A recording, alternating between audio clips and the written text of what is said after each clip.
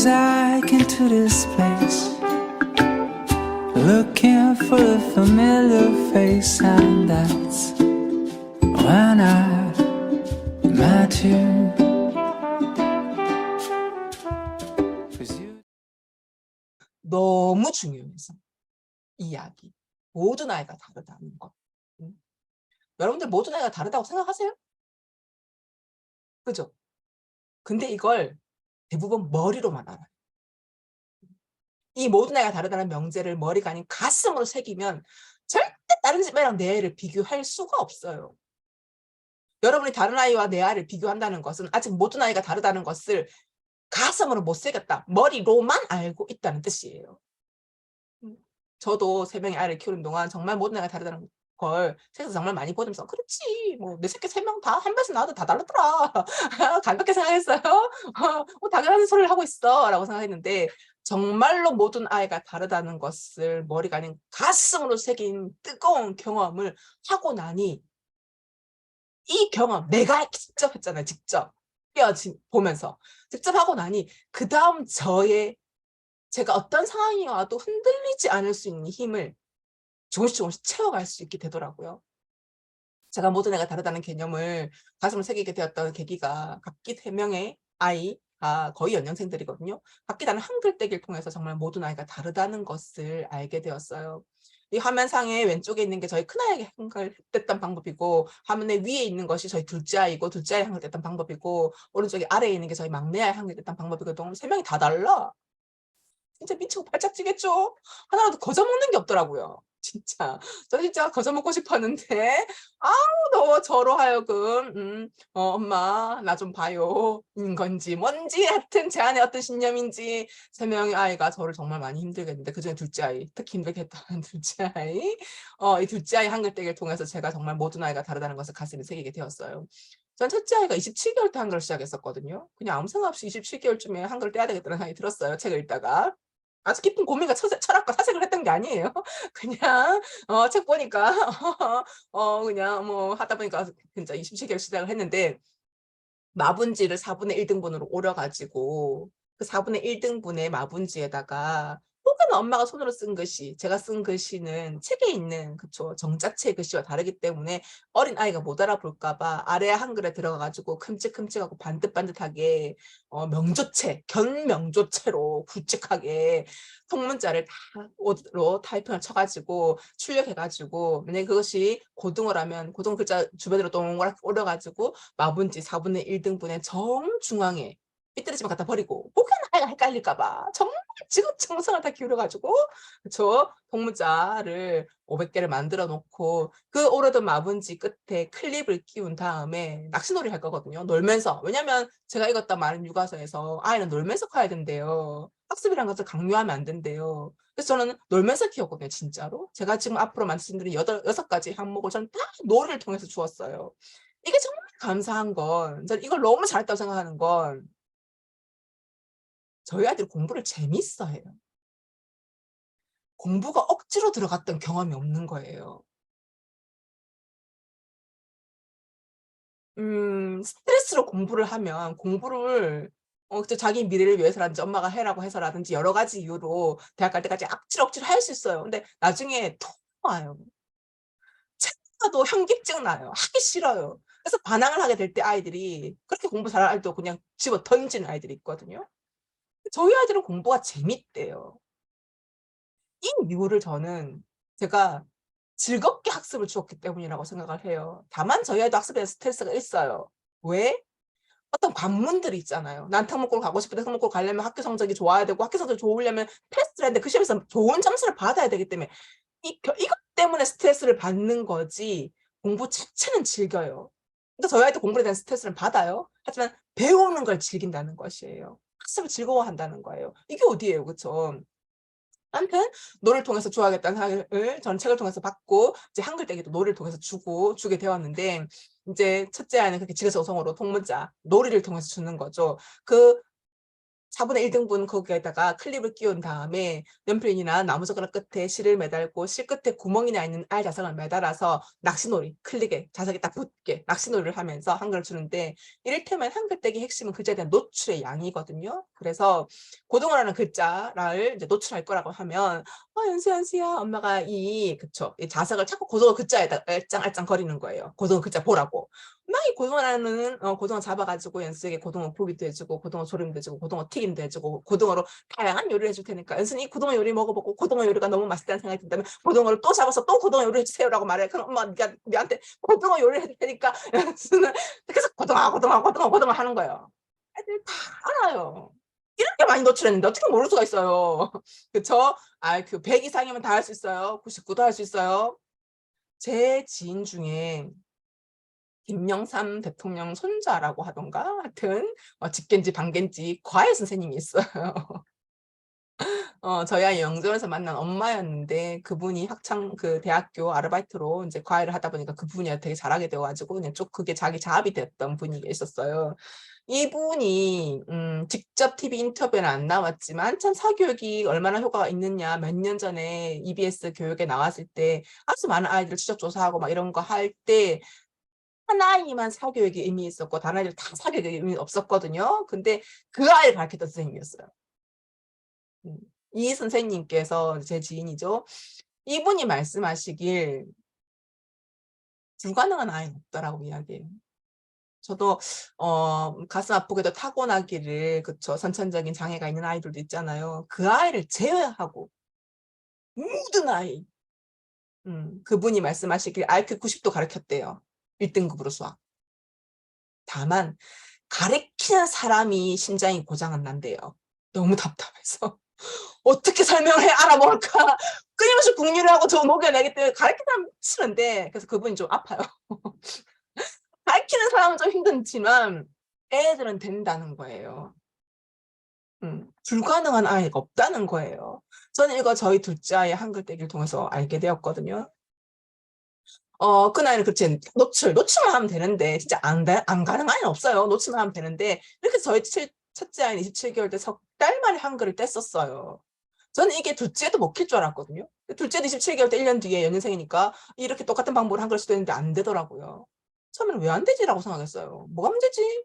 답을 찾았어요. 저희 큰아이는 한글 떼기를 하기 전에 글자를 정말 많이 노출했던 아이였거든요. 책을 정말 좋아했었고 끊임없이 책을 읽어 주었고 하루에 때로는 대부분 책만 읽고 있던 시기도 있을 정도로 책을 좋아했었기 때문에 엄마가 밤에 잔다고 책을 읽어 줄 때 낮에 책을 읽어 줄 때 이미 책 속에 문자 노출이 이루어져 있었던 아이였었기 때문에 한글 놀이를 시작하기 전에 이미 어떻게 보면 기본이 되어 있었던 거죠, 환경에 의해서. 근데 반면 저희 둘째는 연년생이었고 언니가 한글을 몰랐기 때문에 언니 위주로 책을 아무래도 엄마는 그렇거든요. 그쵸. 셋째 아이 위주가 되더라고요. 그 책을 읽어주다 보니까 상대적으로 둘째 아이는 책을 잘 읽어줄 기회도 없었단 말이에요. 그러다 보니 '한글에 대한 노출이 없었구나.'라는 생각이 들더라고요. 그래서 '그래 3살 때 한글 못 배우면 어때? 4살 될 때까지 열심히 책을 읽어준 다음에 난 4살 때 둘째에게 똑같은 방법으로 한글을 시도해야겠다.'라고 마음을 먹었어요. 4살이 되었어요. 시도했어요. 안 되더라고요. 왜? 제가 애 낳느라고 책을 열심히 1년 동안 못 읽어 줬거든요. 제 잘못이었어요. 그래서 5살 될 때까지 다시 열심히 책을 읽어 주기로 마음을 먹었어요. 심지어 열심히 읽어 주었어요. 근데 안 되는 거예요. 여기서부터 제가 멘붕이 오기 시작했어요. 아니 내가 1년 동안 정말 열심히 읽어 줬잖아. 심지어 4살부터 5살만 키운 것도 아니고 그쵸. 1살부터 심지어 뱃속에서부터 가끔씩 책을 읽어 줬단 말이지. 근데 태어나서 안 읽어 줬는데 그래도 제가 총량을 따진다면 내가 그래도 좀 읽어 준 것 같은데 5살 될 때까지? 왜 얘는 아직도 여전히 한글을 모르지? 뭐가 문제지? 그때 알았잖아요. '아 얘는 머리가 나쁘구나. 나를 닮아서 머리가 나쁘구나.'를 그때 알게 되었어요. 음. 제 잘못이잖아요. 그럼 내가 책임을 져야 되잖아요. 그래서 제가 속으로 마음먹었어요. 현재 걱정하지 마라. 내가 다른 아이에게 그쵸. 그 나이랑 막내죠. 다른 아이에게 1 에서 10 의 노력을 기울인다면 내가 너에게는 20 에 30 에 40 에 50 에 60 의 노력을 기울여서라도 너를 정상적인 아이로 만들어 줄 테니까 걱정하지 말라면서 제가 진짜 더 열심히 6살 될 때까지 책을 읽어 주었어요. 그리고 6살 때 한글 떼기로 마음먹었어요. 시도했어요. 뗐을까요? 못 뗐을까요?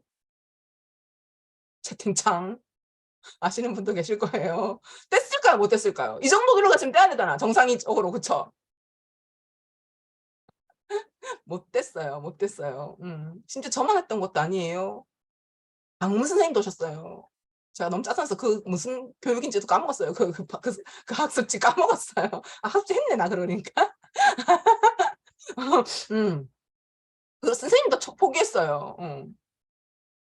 뭐가 문제지? 머리가 나쁜 거예요. 답을 모르겠더라고요.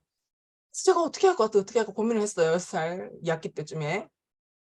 그때 책을 읽었는데 갑자기 책을 많이 읽었거든요, 육아서를. 그때 책 속에 문장 하나가 머리를 확 훑고 지나가는 거예요. '아이의 관심사에서 시작하라.'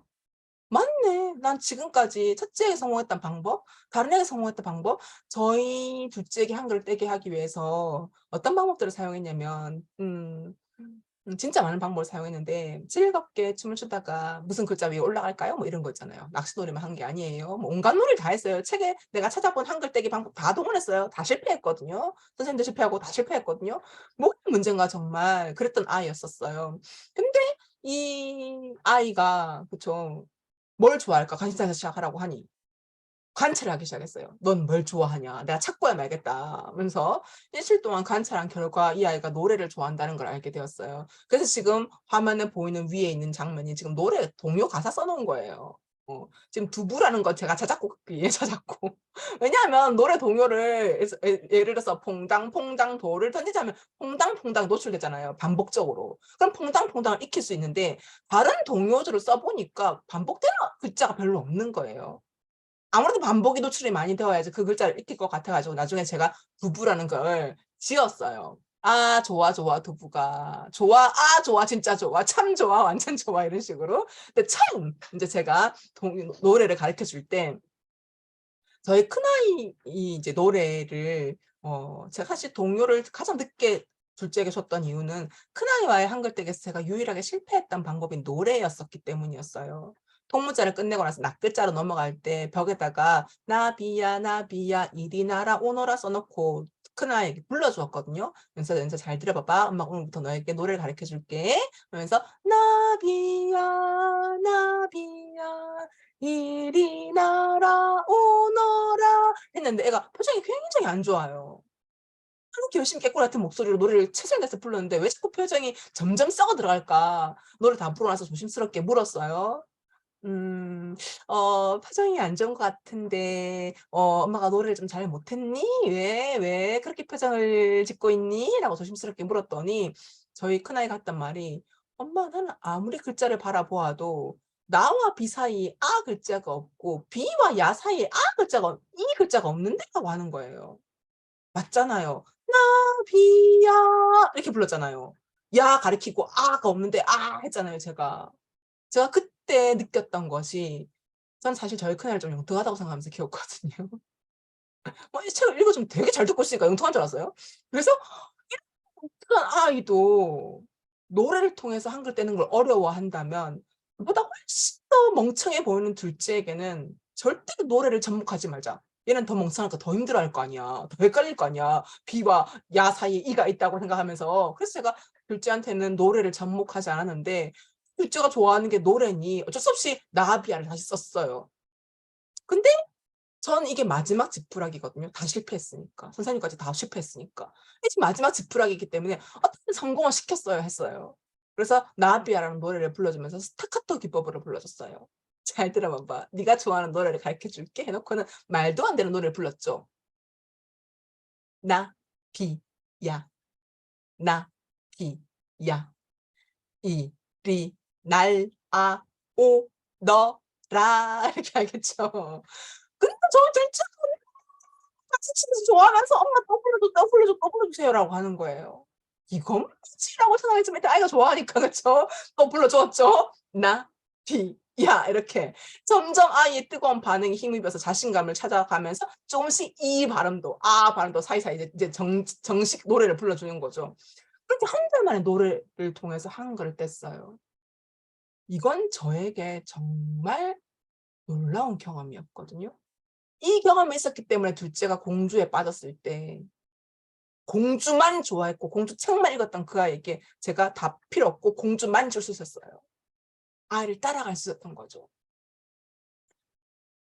정말 모든 아이가 다 다르구나. 아무리 어리석어 보이는 아이일지라도 이 아이만의 답을 가지고 있구나. 내가 이 아이에게 맞는 답을 찾지 못해 놓고 이 아이를 지금까지 바보 취급하고 있었구나. 이게 머리가 아닌 가슴으로 내려오기 시작했었어요. 난 이제부터 너를 볼 거야. 너만 볼 거야. 네가 무엇을 좋아하든. 근데 참 제가 어리석어서 이런 뜨거운 경험을 했음에도 불구하고 시간이 지나면 잊어버리거든요. 그쵸? 그래서 중간중간 또 다시 우리 막내 댄스 학원, 노래, 그쵸? 진작에 갔었어야 되는데 아이고 이게 또 돈에 걸려 가지고, 그쵸? 돈도 없는데 "언니 돈도 없어. 학원을 안 보내줬는데 뭔 노래를 돈 주고 배워." 이러면서, 그쵸? 또 제 안의 틀에 갇혀서. 근데 저는 진심으로 말씀드리는데요. 저의 육아법에 성공했던 건 제가 저희 아이들을 깔아 주었던 환경도 있지만 아이 자아 효능감도 있지만 자아 존중감, 아이를 따라갔기 때문이에요. 결국 제가 저를 고집했더라면 저희 아이들은 실패했어요. 제가 결국 저도 고민하고 흔들리고 어리석기 때문에 상처가 많기 때문에 끊임없이 흔들렸지만 결국 제가 방점을 찍었던 것은 아이였다는 거죠. 그래서 아이들이 잘 컸다고 생각해요. 음. 저희 큰아이도 재수할 때 계속 인제 지가 발등에 다 불 떨어지니까 재수를 지가 선택했지만 공부 안 하던 것이 공부한다고 앉아 있을 수 있겠습니까? 열심히 재수학원에, 그쵸? 선생님께 도장 찍어 가지고 밖에 나오고 알겠죠?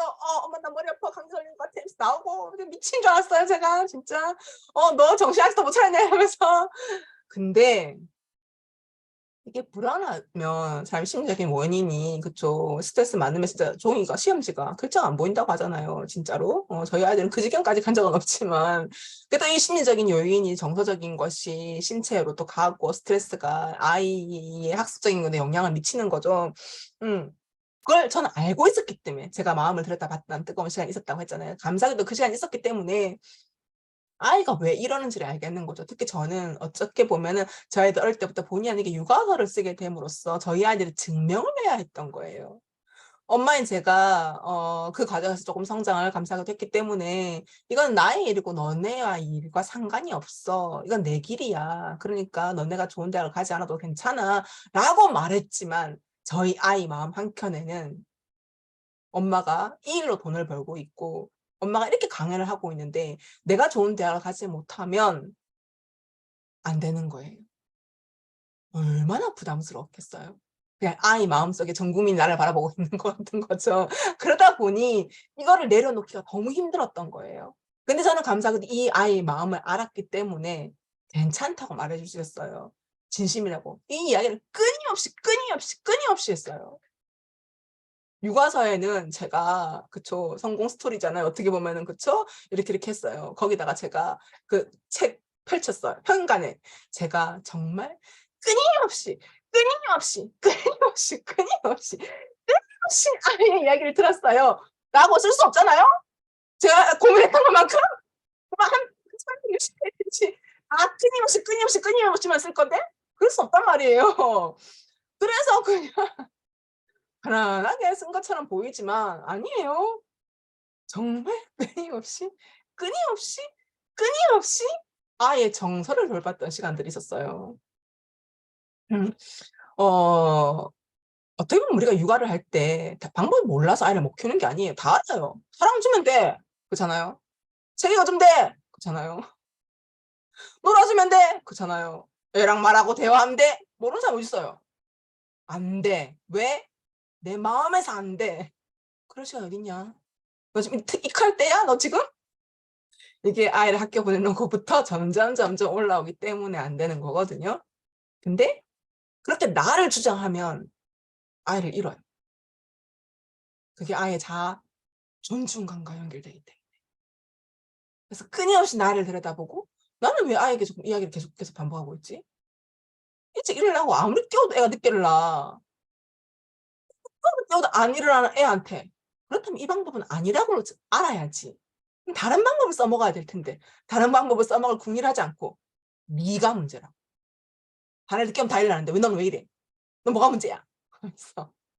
그럼 애는 이 말을 자꾸 반복적으로 들으면 무슨 생각을 하겠어요? '아 말은 아이가 커갈수록 엄마랑 싸울 수 있어요. 어떻게 그렇게 말 쓰냐고. 내가 달려들 수 있거든요, 엄마한테. 하지만 속으로는 겉으로는 엄마랑 싸워도 속으로는 역시 나는 부족한 존재야. 우리 엄마가 저렇게 열심히 맞벌이 해가지고 돈 벌어가지고 나한테 학원도 보내주고 맛있는 것도 사주고 하고 있는데 나는 응? 일찍 못 일어날 인간이야. 난 정말 게을러 자빠졌고 난 정말 세상에 양심도 없고 난 정말 부모한테 미안하고 수치스러운 존재가 되는 거예요. 이걸 아이가 사춘기 특히 아이들은 그래요. 부모가 아이의 말만 가지고 우리도 싸울 때 마음도 없는 말 하잖아요, 애한테. "너 때문에 세게 싸." 하잖아요. 이 말 얼마나 무서운 말이에요. "나는 너 때문에 못 살겠어." 무서운 말 아니에요, 소름 끼치도록? 이 말을 싸울 때 막 하잖아요. 그래 놓고 사춘기 아이한테 "어머 한 말 듣겠다고 어떻게 네가 나한테 이럴 수 있냐."고 말할 수 없어야 해요. 알겠죠? 그냥 화가 나서 한 말이에요. 그죠? 이래 갖고 듣고 신세한탄하면 안 돼요.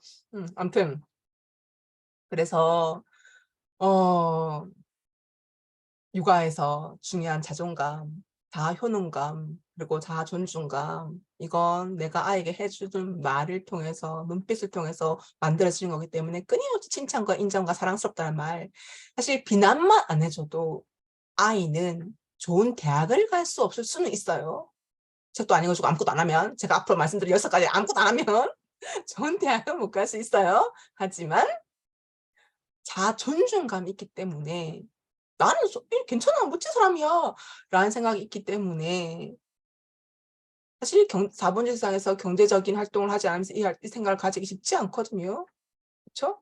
그래서 먹고 사는데 자기에게는 문제가 없을 만큼 일을 하고 자아 효능감. 뒤늦게 자아 효능감을 가질 수 있거든요, 어떤 방법으로든. 그래서 이 자아 존중감이 가장 중요하다고 할 수 있지만 또 한편으로는 그쵸. 자아 효능감도 있는 것이 정말 중요하기 때문에 요 2 가지를 다 갖고 간다 우리는. 요 이야기를 드리면서 모든 애가 다르다 꼭 가슴에 새겨 주시길 바라겠습니다. 그러면서 모든 애가 다르다 한 번 더 찍고 방점 그쵸? 이제부터 6 가지 이야기를 전달해 드리도록 하겠습니다. 제가 이야기를 이렇게 길게 하는 이유는 첫 시간이라서 그리고 이게 너무너무 중요하기 때문에 제가 육아서에다가 너무 100 페이지 쓸 수는 없기 때문에 여기서 너무너무 라고 이야기하고 있는 거예요. 알겠죠? A dark cappuccino is what matters me. The way you came to warm me, dragging your feet, and I just smile.